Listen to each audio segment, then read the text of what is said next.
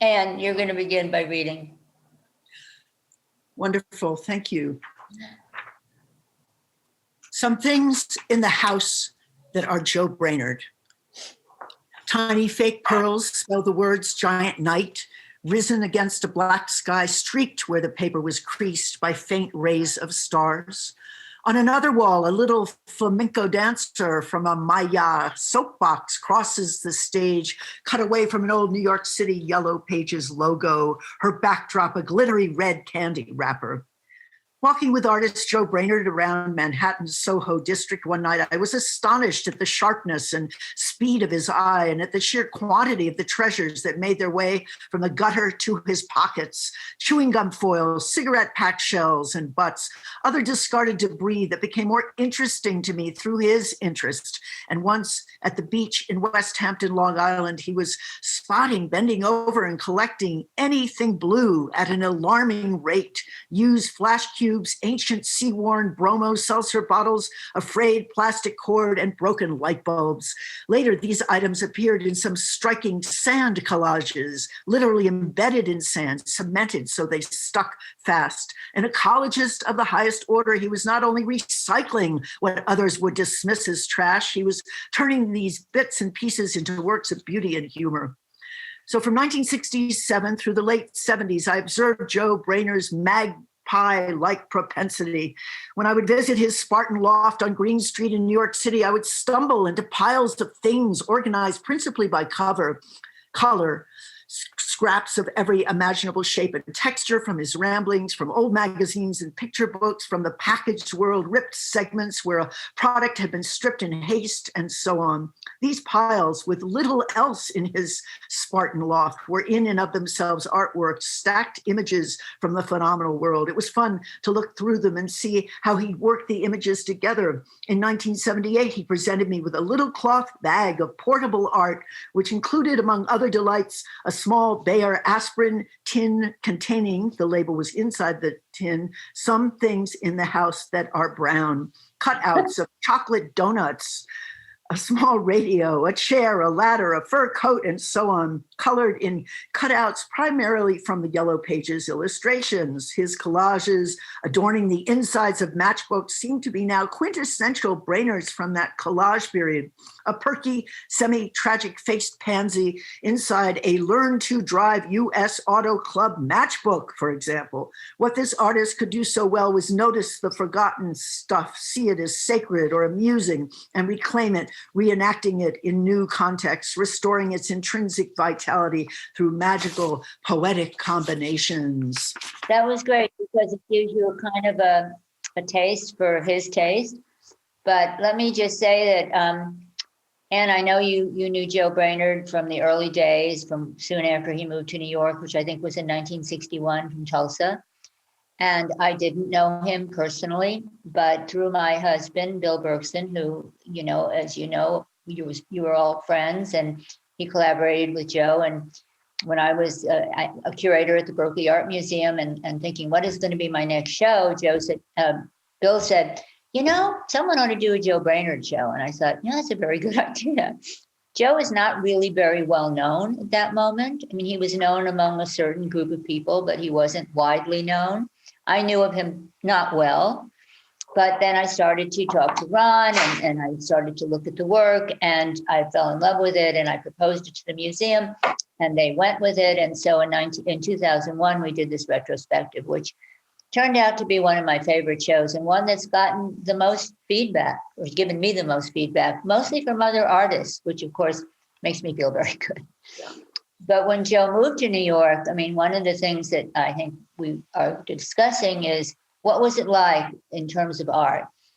There had been this huge show at MoMA in 1961 called The Art of Assemblage by William Seitz, and Joe saw that. Right. And also it was the time when pop art was just beginning to emerge in the broadest sense, not just the pop art that we now think of, Lichtenstein, Warhol, et cetera, but this included David Hockney and a lot of Europeans and the New Realists. And so that was also happening at the same time. And Joe was very aware of all of this. and course. started to make those assemblages. Did you see the shows in which he showed those very early dense assemblage works? I saw some of the shows. I saw them in his home. I saw them in Ted Berrigan's apartment. Ron and Kenward, of course, had Joe and Kenward also. They were in his home. Yeah, extraordinary. Prell, the piece Prell, these magnificent things that you live with. They were like a shrines, that you would set up. They were his largest works, except for some of the, much larger, like that huge pastiche of flowers and so on that could fill a whole wall. But these were very substantive and very different from what, say, all these other collage artists. I was thinking of the San Francisco scene. Joe was already incorporating pop imagery into these works before pop. The Prell, as you mentioned, for example. Yeah. And also, even though he admired the pop artists and was a friend of Andy Warhol's and wrote that poem that was, what is it called? I Love You, Andy, in which he repeats it like 15 times. It's his pop related works on that he was actually included in a lot of pop shows at that moment. Right. Were very different because the pop artists kept a kind of ironic distance from the materials that they were working with. But with Joe, it was never that. I mean, there was always this kind of emotional attachment, or, he was looking for beauty. He was looking for visual pleasure, let's put it that way. And that was not what the pop artists were doing. The pop artists I'm talking about. As I was describing, he brought these things inside into the studio, the little bits and pieces. I'm not sure how everybody else was working, but very different approach, I think. There's a great photograph of him sitting in this empty loft, but the entire floor is covered with pieces of paper that then made it into the collages. And he had that one show at Fishbach where he showed 1,500 collages. 1,500, exactly. Yeah, which was sort of crazy. Mm-hmm. But I think that, and after, that was kind of his most productive moment, the mid-70s. I mean, we mentioned the collaborations, but he collaborated with how many poets? I mean, his whole world was poetry. In fact, all of his friends were poets in New York School, first and second generation. Not so many friends that were visual artists, although he was very, he saw every show. I mean, he knew what was going on and so forth, but he really lived within the poetry world. Definitely. Well, I remember Peter Sheldall writing something about how he was a poet's painter, poet's artist. Well, I called the essay that I wrote in the catalog for my show Acts of Generosity, because I think if there's one word that really describes Joe in many ways, it's generosity. Not only in giving work away, but just in the way he looked at the world. He really did sort of stop showing his work in about 1979 and made work, sort of like Duchamp, right? He made work, but he mostly just gave it away to friends. And so, what do you think it was, Connie? That why did he stop? I know that I think he wore himself out. Uh-huh. This hyper productivity in the 70s was just almost was really unhealthy. Yes. He did. And he really then wanted to concentrate on drawing and painting. And he didn't, it's not like he didn't want to be known. He did. Yeah. But it wasn't like the main thing for him. Yeah. I mean, he wasn't bitter about, I'm not better known or something like that. I think he was comfortable in his skin, as they say. Well, the sense of, containment, that he could focus on things, just the, his perception and attract, being so magnetized to these things, the things that were often very luminous. And then the arrangement was always so amazing to me when you had a choice how you would arrange. Yeah. And it was very, just so brilliant always. And I don't know how, it never felt that studied. I mean, I'd see these things sort of in process, but not glued down, so to speak. But he would, had a kind of determination and deliberation, or a deliberate kind of path with it all. And I didn't see anybody else making those kinds of works, really. Well, Ron said that he had this ability. He'd walk into one of these sort of junk stores, let's say, and there'd be, floor to ceiling stuff. And somehow he was able to focus in on the few things that were really extraordinary. He could just somehow do that. It was just a talent he had. It was just amazing. And so that, for him, going into those stores was just like, other artists going into a paint store and choosing their paints. That was his palette. And then there's also the question of the relationship between his writing. He's best known for the I Remember books, which you published. Right. And there are little observations of what he remembered as a child growing up in Tulsa. So they're very specific to the 50s, let's say. But somehow or another, they are universally relevant. He was one of the house artists for all that we were doing downtown. And you could walk right in. I mean, you can't do that these days. Well, we can't do any of that these days. But, just show up, ring the bell, come into the, seeing him at work, looking at things, picking out things, suggesting things, watching him hand letter title, getting the title right. So. Well, you talked about color, and one thing we haven't mentioned, but we should, is his flower paintings or collages, I should say, because they are extraordinary. And they're, we're not looking at one here, but he would cut out and paint individually all kinds of flowers that would never actually be in bloom all at the same time ever. And then he would put them together in a sort of an all over pattern. Some people said sort of like Jackson Pollock, in the sense that there's no hierarchy. There's no, there's no compositional hierarchy. It's just evenly divided among, and they're just sort of beautiful. And beauty was an important thing. And that was another thing I think that distinguished Brainard from his artistic contemporaries, is that beauty wasn't something that people were really thinking about doing at that time. But for Brainard, it was. I mean, beauty was important to him. And those flower paintings are truly beautiful and magical. And then, of course, there are the cutouts, which were layers of... I'm just going to look at one here, because this is one of I actually have one, too. Hold on. They can meet each other. Okay, here I am. See this? Yeah, here we go. Oh, they're very happy to see they each other. Are. And then these can be small, like this one is small. Yours, I think, is probably a little bigger, but not very big. But they could be very big as well. Yes. Well, there's that poster that covered a whole. So in general, I think his works are, mostly intimate in scale, with some exceptions, of course. But the cutouts were where he would do cut out these sort of traceries of plans and then layer them between sheets of plexiglass so they're three-dimensional, and very, very painstakingly done. I mean, I think these were forever to do, and with a lot of expertise with a mat knife. But and he said those were inspired by kind of laying in the grass up in Vermont, where he would spend the summers at Kenward Elmsley's, and just that sensation of laying there in the grass and being able to sort of simulate that in these beautiful, very interesting and unique. I don't know anybody else who's ever done anything like that. No, I have a small one, and they're so three-dimensional. They're beautiful, and you can see the hard work. Yeah. All those blades of grass. So I think one of the questions that we should discuss is his being a gay artist. Yes. When he grew up in Tulsa, I don't even think he even knew how to think about that. Right. But he did come out as a gay man in New York, of course, in the early years of having just arrived. But he said once, as a quote, he said, "I don't know if being gay had anything to do with my art whatsoever, made any difference." He said, "Although sometimes I think my works look very sissy." Well, I think some of the comedic stuff, and the porn drawings and so on show a propensity.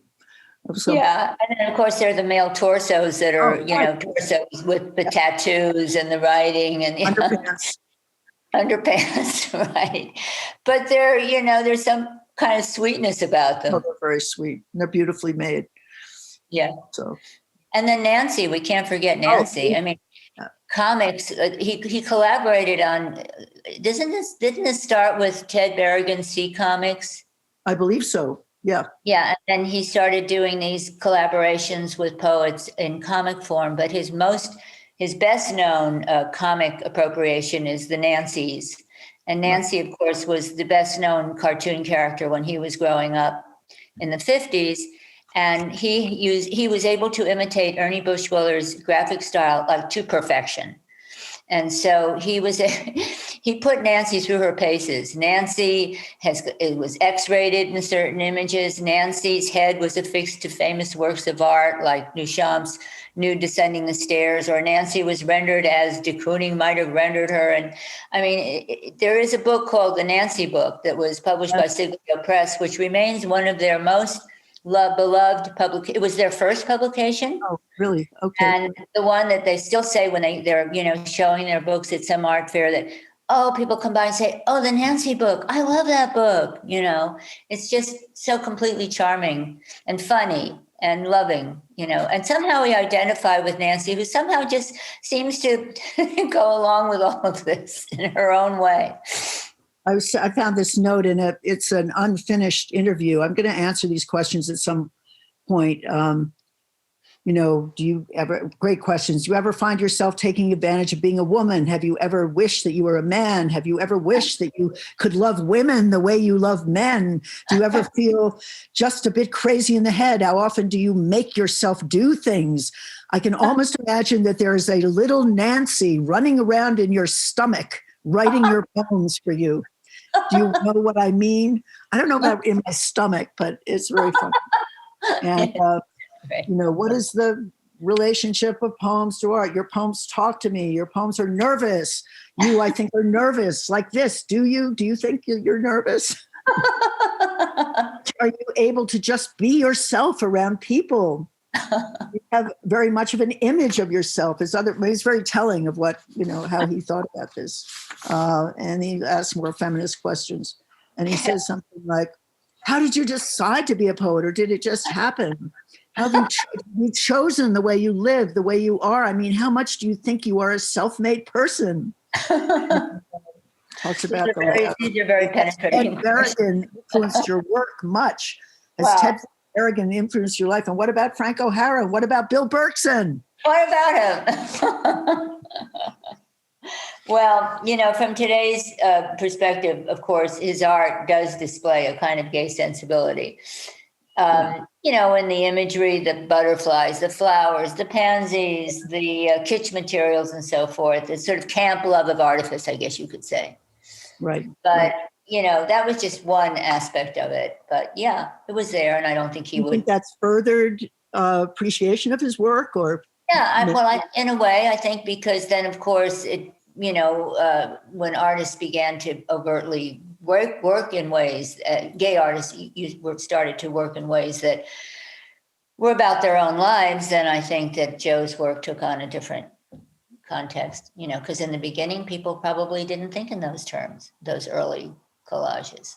No. And I'm not sure that Joe did either. Well, I think, I'm not sure showing off. There was sometimes a feeling of what, and the poets would hang out often all night, and we'd be writing collaboratively and taking turns at a typewriter, or creating some little, objects, books that were both visual and literary, so-called. There's some in my various archive and so on. But, that kind of in-house, that's what was so different, before things are taken, outside. This is the early years. Nobody was making a lot of money. I was on St. Mark's Place.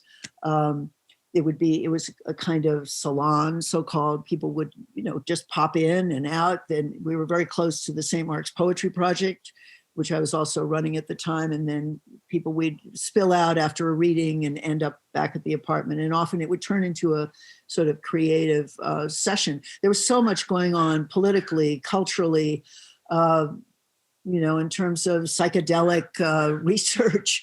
And there's one question in that list of questions for me about dope. He says, what about dope? What about dope? We have the Vietnam War. I mean, just I was involved with so many things, and Joe was, of course, present at all kinds of events, and there were so many incredibly wonderful openings, and the Lita Hornick parties at the Gotham Book Mart, and there was much more of a personal hanging out with the artists. And then when the artists became more, maybe another kind of demand on their sort of time, and a little bit of they were really close friends. I mean, someone like Alex, of course, but whether it was a Rosenquist party or a party at something going on with the Warhol, which was that was a great scene that was, on in parallel to everything we were doing, and also a place that I could come and go, and poets were intermixed with that, and filmmaking. And I mean, it was just so much hybrid work, so many multiple directions. I call it the eternal rhizome, this very rhizomic and influencing one another, showing up. So very public situations, also very private. You felt you had to get back to the work. But St. Mark's Place was a pretty open scene where people, and also there were card games. But Joe was really very much in the gossip. Let's just say what we knew about our friends. That was always, but with a lot of compassion. Well, I think that also it's so touching, his relationship with Ron Padgett, who he met in grammar school in Tulsa, unbelievable. And then Ron and Dick Gallup, who was then also, this is in high school, I guess, at the same school, started a poetry magazine and invited Joe to be the artist. Because like I said, he was always the artist. He made the posters, he made the announcements, the invitations, he was the artist.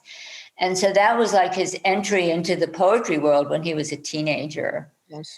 But, then of course, Tulsa, it was so interesting, Anne, because when I did this retrospective, I thought, and I wanted it to travel, of course, and I pitched it to the major contemporary museum in Tulsa, thinking, they're going to want this. Hometown boy makes good. They wanted no part of it.